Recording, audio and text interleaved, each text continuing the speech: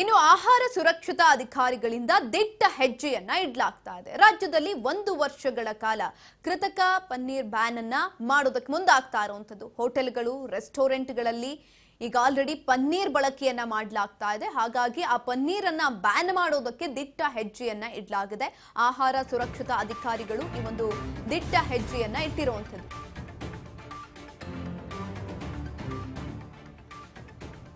ರಾಜ್ಯದಲ್ಲಿ 1 ವರ್ಷಗಳ ಕಾಲ ಕೃತಕ ಪನ್ನೀರನ್ನ ಬ್ಯಾನ್ ಮಾಡೋದಕ್ಕೆ ಮುಂದಾಗ್ತಾ ಇದೆ. ಹೋಟೆಲ್ಗಳು, ರೆಸ್ಟೋರೆಂಟ್ಗಳಲ್ಲಿ ಅನಲಾಗ್ ಪನ್ನೀರ್ ಬಳಕೆ ಮಾಡಲಾಗ್ತಾ ಇತ್ತು. ಸಾಮಾನ್ಯ ಡೇರಿ ಪನ್ನೀರ್ ಬದಲಿಗೆ ಕೃತಕ ಪನ್ನೀರನ್ನ ಬಳಕೆ ಮಾಡ್ತಾ ಇದ್ರು.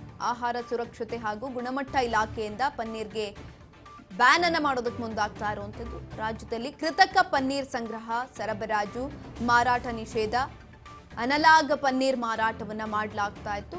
ಮಾಡುವವರ ವಿರುದ್ಧ ಇದೀಗ ಕ್ರಮವನ್ನ ತೆಗೆದುಕೊಳ್ಳೋದಕ್ಕೆ ಮುಂದಾಗ್ತಾ ಇರುವಂತದ್ದು. ಪನ್ನೀರ್ ಹೆಸರಿನಲ್ಲಿ ಡೇರಿ ಅಲ್ಲದ ಉತ್ಪನ್ನಗಳನ್ನ ಬಳಕೆ ಕೂಡ ಮಾಡ್ಕೊಳ್ತಾ ಇದ್ರು. ಹಾಗಾಗಿ ಇದರಿಂದ ಜನಸಾಮಾನ್ಯರ ಆರೋಗ್ಯ ಕೂಡ ಹದಗೆಡ್ತಾ ಇತ್ತು. ಹಾಗಾಗಿ ಈ ಒಂದು ದಿಟ್ಟ ಹೆಜ್ಜೆಯನ್ನ ಇಡ್ತಾ ಇರುವಂತದ್ದು. ನಾರ್ಮಲ್ ಆಗಿ ನಾವು ಡೇರಿಯಲ್ಲಿ ಸಿಗುವಂತಹ ಹಾಲಿಂದ ಪನ್ನೀರನ್ನ ತಯಾರು ಮಾಡಿದ್ರೆ ಅದರಿಂದ ಯಾವುದೇ ರೀತಿಯಾದಂತಹ ಎಫೆಕ್ಟ್ ಆಗೋದಿಲ್ಲ. ಆದ್ರೆ ಈ ಅನಲಾಗ್ ಪನ್ನೀರ್ ಅನ್ನೋದೇನಿದೆ ಅದನ್ನ ಏನಾದ್ರೂ ನಾವು ಬಳಕೆ ಮಾಡ್ತಾ ಇದ್ರೆ ನಮ್ಮ ಆರೋಗ್ಯಕ್ಕೆ ವ್ಯತಿರಿಕ್ತವಾಗಿ ಪರಿಣಾಮ ಬೀರೋದ್ರಿಂದ ಅದನ್ನ ಏನಾದ್ರೂ ಮಾಡಿ ಸ್ಟಾಪ್ ಮಾಡಬೇಕು ಅಂತೇಳಿ ಇದೀಗ ಆಹಾರ ಇಲಾಖೆ ಕಠಿಣ ಕ್ರಮವನ್ನು ತೆಗೆದುಕೊಳ್ಳೋದಕ್ಕೆ ಮುಂದಾಗ್ತಾ ಇರುವಂತದ್ದು. ಅದನ್ನ ಸಂಪೂರ್ಣವಾಗಿ ಅಂದ್ರೆ ಕೃತಕ ಪನ್ನೀರ್ ಏನಿತ್ತು, ಅನಲಾಗ್ ಪನ್ನೀರ್ ಮಾರಾಟ ಮಾಡುವವರ ವಿರುದ್ಧ ಕ್ರಮವನ್ನು ತೆಗೆದುಕೊಂಡು ಸಂಪೂರ್ಣವಾಗಿ ಅದನ್ನ ಬ್ಯಾನ್ ಮಾಡೋದಕ್ಕೆ ಮುಂದಾಗ್ತಾ ಇರುವಂತದ್ದು.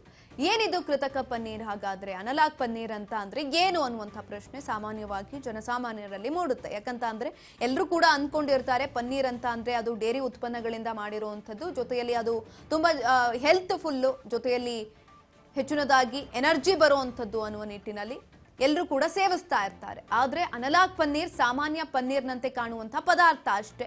ಆದ್ರೆ ಅದರಲ್ಲಿ ಡೇರಿ ಉತ್ಪನ್ನಗಳು ಅಂದ್ರೆ ಈ ಹಾಲು ಯಥೇಚ್ಛವಾಗಿರೋದ್ರಿಲ್ಲ.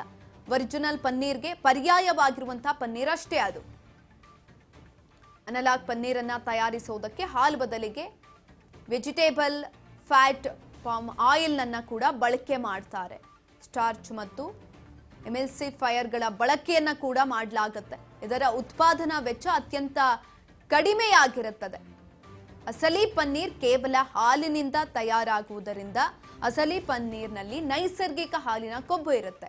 ಆದ್ರೆ ಅನಲಾಗ್ ಪನ್ನೀರ್ನಲ್ಲಿ ಪಾಮ್ ಆಯಿಲ್ ತಯಾರು ಮಾಡಲಾಗುತ್ತದೆ. ಹಾಗಾಗಿ ಅದರಿಂದ ಜನಸಾಮಾನ್ಯರ ಆರೋಗ್ಯದ ಮೇಲೆ ಹೆಚ್ಚಿನದಾಗಿ ಪರಿಣಾಮ ಬೀರುವಂತಹ ಸಾಧ್ಯತೆಗಳು ಕೂಡ ಇರೋದ್ರಿಂದ ಅದನ್ನ ಕಂಪ್ಲೀಟ್ ಆಗಿ ಈ ಕೃತಕ ಪನ್ನೀರ್ ಅನ್ನೋದೇನಿತ್ತು, ಅನಲಾಗ್ ಪನ್ನೀರ್ ಅನ್ನೋದೇನಿತ್ತು ಅದನ್ನ ಸ್ಟಾಪ್ ಮಾಡಬೇಕು, ಬ್ಯಾನ್ ಮಾಡಬೇಕು ಅಂತ ಹೇಳಿ ಮುಂದಾಗ್ತಾ ಇರುವಂತದ್ದು. 1 ವರ್ಷಗಳ ಕಾಲ ಕೃತಕ ಪನ್ನೀರನ್ನ ಬ್ಯಾನ್ ಮಾಡೋದಕ್ಕೆ ಮುಂದಾಗ್ತಿದ್ದಾರೆ. ಡೈರಿಯಲ್ಲಿ ಮಾಡುವಂಥದ್ದು ಅಥವಾ ನಾವು ಹಾಲಿನಲ್ಲಿ ಮನೆಯಲ್ಲೇ ತಯಾರಿಸ್ತೀವಲ್ಲ ಅದರಲ್ಲಿ ಯಾವುದೇ ರೀತಿಯಾದಂತಹ ತೊಂದರೆಗಳು ಆಗೋದಿಲ್ಲ. ಜೊತೆಯಲ್ಲಿ ಅದರಲ್ಲಿ ಕೆಮಿಕಲ್ ಮಿಕ್ಸ್ ಕೂಡ ಇರೋದ್ರಿಲ್ಲ. ಅದನ್ನ ಆರಾಮಾಗಿ ಸೇವನೆ ಮಾಡಬಹುದು. ಆದ್ರೆ ಈ ಅನಲಾಗ್ ಪನ್ನೀರ್ ಅನ್ನೋದೇನಿದೆ ಅದು ಹಾಲಿನ ಪ್ರಮಾಣ ತುಂಬಾ ಕಡಿಮೆ ಇರುತ್ತೆ ಅದರಲ್ಲಿ ಬಳಸುವಂಥದ್ದು. ಅದನ್ನ ಹೊರತುಪಡಿಸಿ ಪಾಮ್ ಆಯಿಲ್ ಆಗಿರ್ಬೋದು, ಅದನ್ನ ಬಿಟ್ಟು ಬೇರೆ ಬೇರೆ ವೆಜಿಟೇಬಲ್ ಇವೆಲ್ಲ ಏನಿರುತ್ತೆ ಅದರಲ್ಲಿ ಬಂದಿರುವಂಥ ಎಕ್ಸ್ಟ್ರಾ ಕೊಲೆಸ್ಟ್ರಾಲ್ ಏನಿರುತ್ತೆ ಅದನ್ನ ಅದರೊಳಗಡೆ ಹಾಕಿ ಪನ್ನೀರನ್ನ ತಯಾರು ಮಾಡಿರ್ತಾರೆ. ಹಾಗಾಗಿ ಅದನ್ನ ಸ್ಟಾಪ್ ಮಾಡಬೇಕು ಅಂತ ಮುಂದಾಗ್ತಾ ಇದೆ ಆಹಾರ ಇಲಾಖೆ.